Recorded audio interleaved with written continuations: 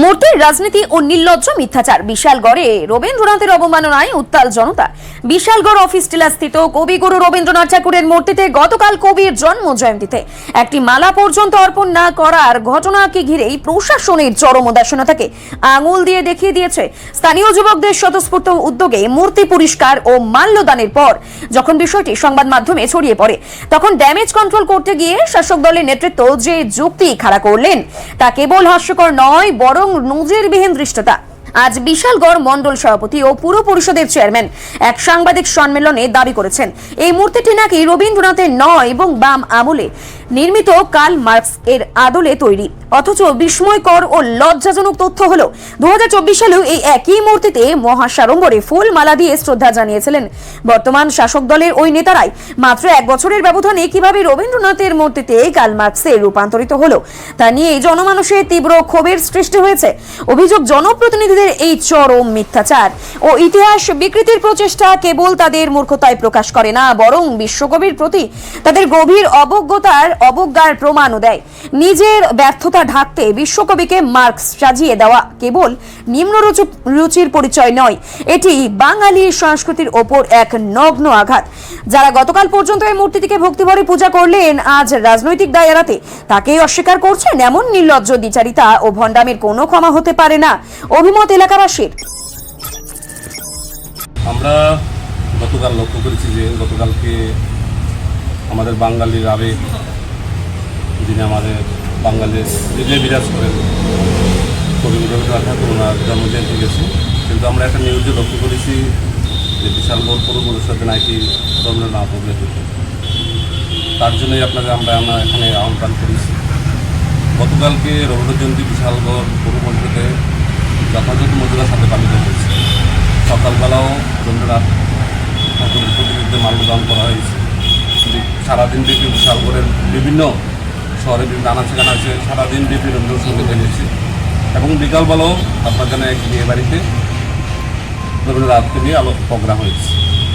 কিন্তু অবিষ্টিলা সিপিএমের যে পার্টি অফিসের সামনে যেটা নিয়ে সেটা নিউজ হলো যে রবীন্দ্রনাথ অবহেলিত। আসলে আমরা লক্ষ্য করেছি সিপিএমের সময়ে বিশালগড়ে বিভিন্ন প্রান্তে আমাদের মনীষীদের মূর্তি স্থাপিত হয়েছিল। যেমন করিমুরাতে নজরুলের মূর্তি স্থাপন করা হয়েছিল। আপনারা লক্ষ্য করেছেন, এটা নিয়ে সেটা সারা ত্রিপুরাব্যাপী একটা আলোড়ন সৃষ্টি হয়েছিল। সেখানে নজরুলকে বিকৃত করা হয়েছিল। পরবর্তী সময়ে আমরা লক্ষ্য করেছি প্রশাসন সেই মূর্তি বদলিয়েছিল। ঠিক এখনও যে মূর্তিটা রয়েছে অবস্থিত পার্টি অফিসের সামনে, এখনও আমরা লক্ষ্য করছি রবীন্দ্রনাথকে বিকৃত করা হয়েছে। এখানে রবীন্দ্রনাথকে কার্ল মার্কসের আদলে স্থাপন করা হয়েছে।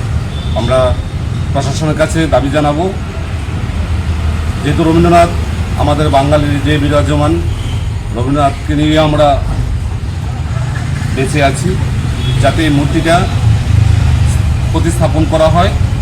কারণ এটা কোনোভাবেই রবীন্দ্রনাথের মূর্তি বলে আমাদের মনে হয় না।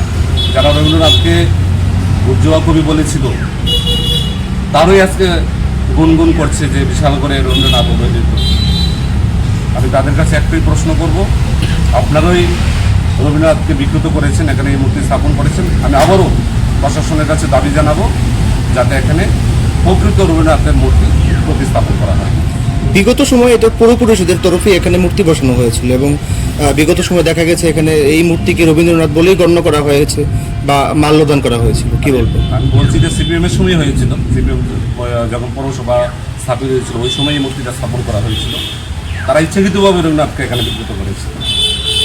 তাই আমরা বলছি যে প্রকৃত রবীন্দ্রনাথের প্রতিমূর্তি এখানে স্থাপন করা হয়। কিন্তু বিগত দিনে তো আপনারা যথাযোগ্য সম্মান দিয়েছিলেন এই মূর্তিটাকে। না, আমরা রবীন্দ্রনাথকে সম্মান দিই, কিন্তু যেহেতু বিশালগড়ে যারা বুদ্ধিজীবী মানুষ, যারা রবীন্দ্র সংস্কৃতি মনোভাব সম্পন্ন মানুষ, তারা আস্তে আস্তে প্রশ্ন তুলছে এখানে মূর্তিটাকে বিকৃত করা হয়েছে।